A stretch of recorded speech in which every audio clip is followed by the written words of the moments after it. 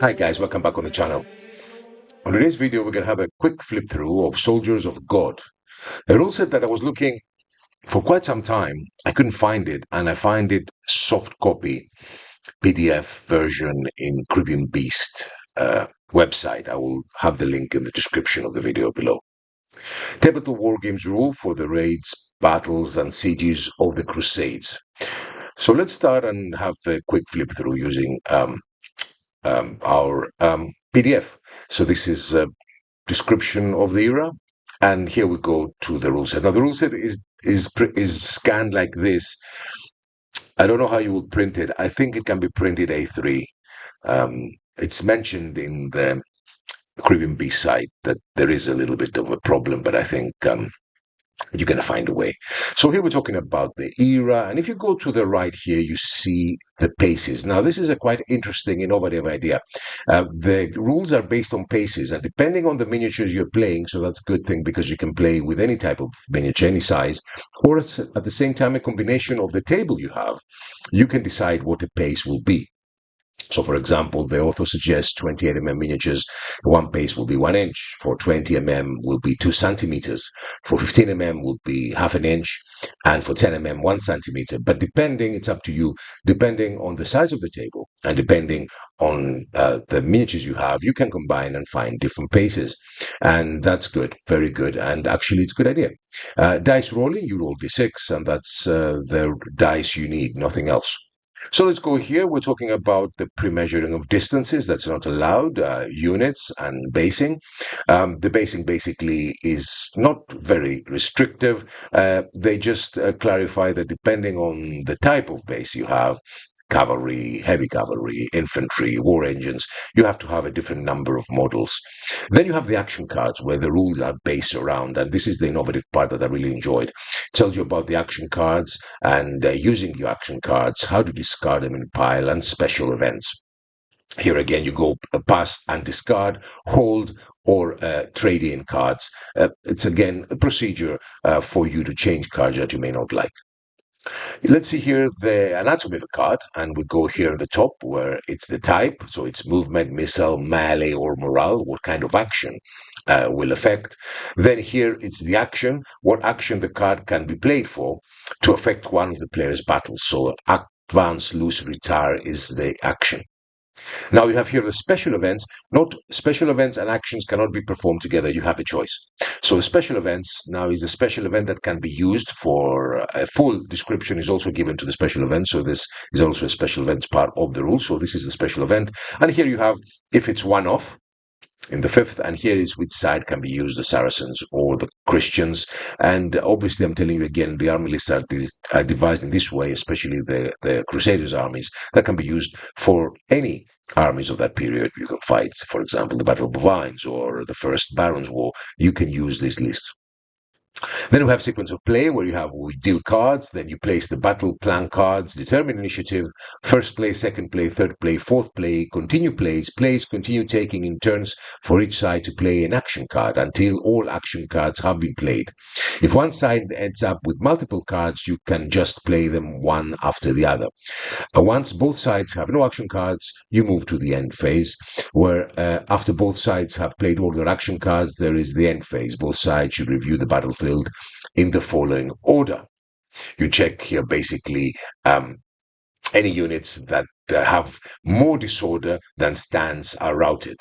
So this is one very important part. Both players then adjust their army morale total from the routed units. There is an army morale total that is reduced, obviously, depending on the units you have and you lost. And both sides adjust their army morale total for any units that have been disordered. So here we have here is maneuver phase, the maneuvers and how you change formation. It has all these really nice photographs that are very, very helpful.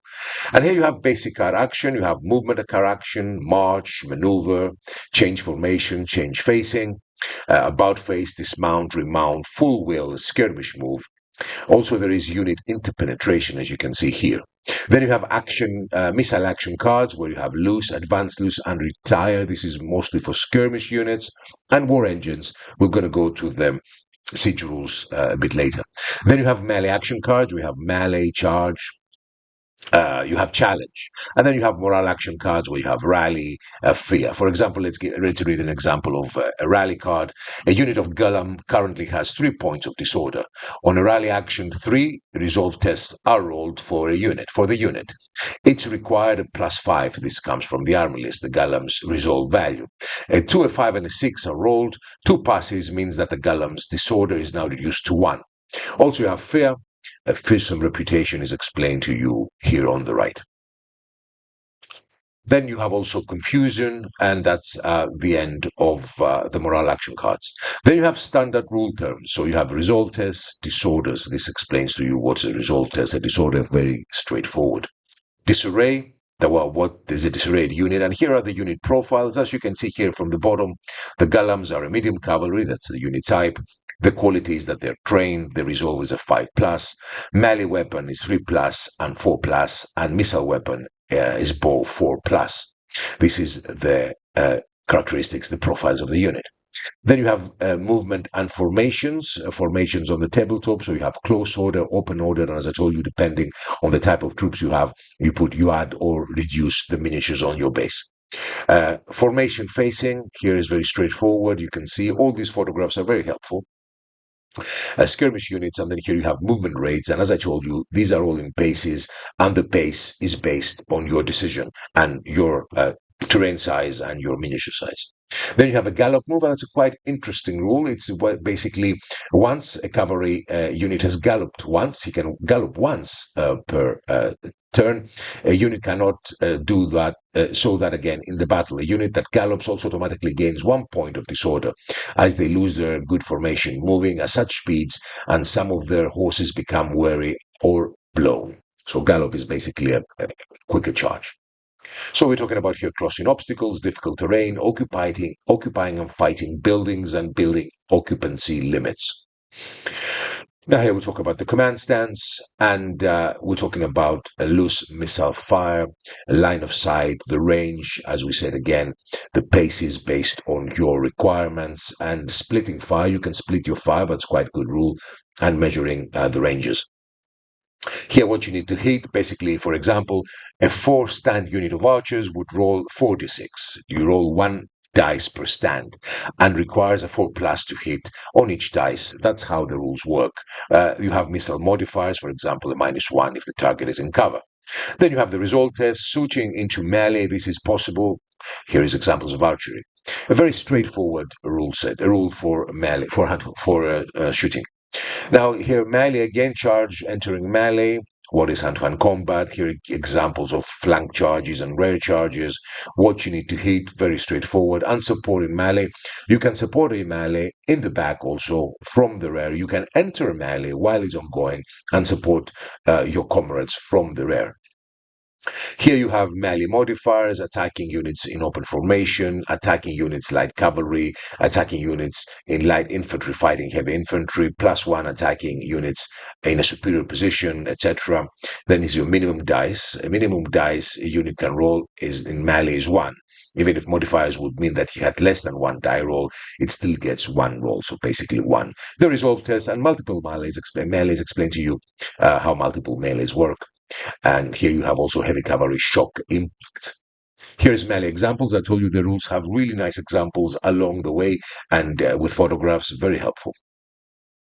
We have also challenges and examples of multi-unit melees, how you resolve them, very clearly stated here. Again, another example of hand-to-hand combat. Then he's talking about the army morale. Loss of army morale. Let's go and read a bit. There are 5 reasons why an army morale value is reduced. First is the disorder of units. Second is the routed units. Third is for units voluntarily leaving the table. Fourth is for the loss of an entire battle. There are all evaluated in the end phase of the turn. A 5th reason for losing army morale are special events which adjust the army morale when the event is played. Here you have the route table, so depending on the quality of the unit, you reduce your army morale. At the end, obviously, the army breaks or is disordered, depending on the units you lose. Here we continue, we're talking about voluntary leaving the battlefield, battle wiped out, all these explanations of how army morale is reduced, and how you can ask for terms. It's quite interesting. And multiplayer games, it's another special rule that it's explained here. Now, here's the battle plan. Here's where the game becomes innovative. Now, every army has a battle plan, decides on a battle plan. And depending on the battle plan, you will get 3 specific cards that you can use in your armies, for your armies. So at the start of the game, after deployment, each battle is issued its own action card, which is set by the overall battle plan. Once you have the right action cards from the action deck, place it face down behind the battle on the table edge. This card remains in position throughout the game, and it's returned on to the battle edge, not the discard pile, after each use. It is the battle plan start an action to help you with best process with the plan. So basically, these battle card actions are there continuously, and you're using them to follow the action you decided. So here is the battle plan. So allow all-out attack. So the battle cards that you're going to have for the battle plan will be march for the left flank, center battle plan will be charge, and right battle plan will be march. These 3 cards will be continuously with you, and you will use them to follow the battle plan as much as possible, as close as possible as you can. And then you have other cards that you draw that you can use accordingly, but these battle cards, depending on the battle plan you're using, will be used and will not be removed. Double envelopment, you can see here. You have right, did I pass all of it? No. You have right echelon attack, left echelon attack, general advantage, general advance, advance, and hurry. So, for example, let's read what advance and hurry is. The army will make a steady advance in the center whilst both flanks harry and harass the enemy with missile fire to hold the enemy flanks long enough for the center to drive home its attack. This attack is best executed with mobile skirmishers or your flanks are in areas of difficult terrain. Left battle, advance, loose, and retire. Center battle, march. Right battle, advance, loose, and retire. These are your battle cards. These are the ones you will keep continually. You have also hold and harry and hold the line. Also, you have special events. We talked about it when we were describing the characteristics of the card. Allah is great, Paul champion, commander wounded, bloodlust, death to the infidel, deserters. All these are special events that change the battle and can be played through the battle cards. There are too many special words that can be used. Here is the Battle of Ayani. This is a battle that I told you the rules have really nice explanations. So this is the Battle of Ayani. You have the Saracens and the Crusaders army list. And here you start with the turn 1, 2. It explains to you how the rules work.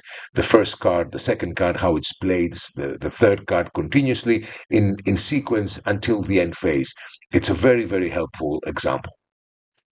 And you continue with a brief resume of later turns. And then you have desert terrain, where it explains you the terrain and small hills, rough ground, villages, watchtowers, small buildings. And then you have scenarios. The rules provide scenarios as well, and it explains to you how the scenarios are playing, the objectives, and the victory conditions, and also siege assault. They have siege rules. Now we go to the Saracen army list, where you have the specific unit cards, where you have, for example, name, commander, unit type, medium cavalry, quality professional. These are the types. The information, resolve a +4, so you need to roll a +4. Melee +4, you need the +4 to hit. Missile weapons, no. So all these are the cards with the specific characteristics of the different units. Here, all explained very beautifully, I think, arrayed. And here at the end, you have the Saracen unit restrictions, so how many of these units you can have in your armies, depending on if you have a field army, a raiding force, or a garrison force.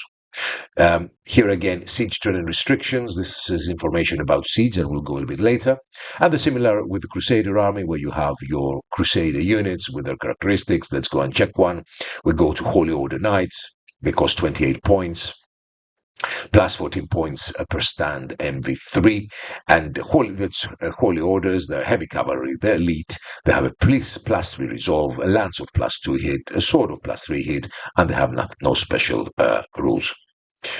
Here is more units, and at the end, Crusader unit restrictions. These are the restrictions depending on if you have a field army, a raiding force, or a garrison force. Now we have siege terrain restrictions, and siege warfare. There are very nice siege rules, explains to you here: movement inside castles, missile fire in castles, melee in castles, damage in castles, morale in castles, the siege terrain, all these characteristics, the ballista, resolve melee weapon, missile weapon, all the characteristics, all the unit cards of ballistas, resolve this war engine hits. There is a very substantial siege rules that can be played in any battle, in any era, early medieval era. War engines and cover, wall collapse, scaling ladders, siege towers. Really, there is another rule set within this rule set here. Here, defending a castle, boiling oil, breach, positioning models inside the castles. Everything is very well explained and arrayed. Really, really interesting. Here you have Holy War, so a mini system campaign, another addition that the rules provide. So how you play a campaign, how you determine the aggressor. Battle 1, Battle 2 is a sequence of battle. You have here a tree diagram explaining to you the Battle 1, Battle 2, Battle 3. So you see Battle 2 is a raid, basically.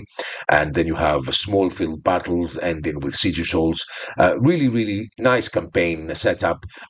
Very, very welcome in rule sets. And unit upgrades, so the units, and that's a good idea, an innovative idea. The units, depending on their on the battles they fight, they improve their quality, and they become, obviously, that makes sense. They become more experienced by the time their campaign progresses. Here we have the army roster and the unit profile in summary, all the Saracens and the Crusaders. And here you have a very helpful, quick reference sheet. And here is the end. I have to say, these rules are brilliant. I don't have, but I have back home, I don't have here Crusaders and Saracens armies. But I think they have so much information. They have campaign rules, they have siege rules, they are simple rules, very simple rules to understand. But I mostly am impressed. They have great examples that you are not going to be able to misunderstand the rules. But what I'm mostly impressed is the battle plan that you have to follow depending on the type of units you have. Also, the rules help you. You decide if you have an all-out attack, a double envelopment, a general advance, and then you have specific cards that you use continuously in order to follow this battle plan, plus the addition of cards that you will draw in order to complement these three major battle plan cards. I think it's very innovative. I think it's a good idea. I think when to follow in the medieval times, it was very difficult for someone to change the battle plan, because when the armies were arrayed and when the units were fighting in the bloodlust of battle, it was almost impossible to try and change your plan unless you had it predetermined. So I think this rule, this idea is brilliant. I consider it excellent, and I think it's very innovative, and it's worth you checking it out. So this is from me, guys, just to remind you again that the rules can be purchased from Grippy Beast's website. I will have the link in the description below. I hope you enjoyed the video. Thank you so much for watching. Soon we're going to have more showcases, and when my table comes, we're going to have battles. Thanks so much for watching, and bye-bye.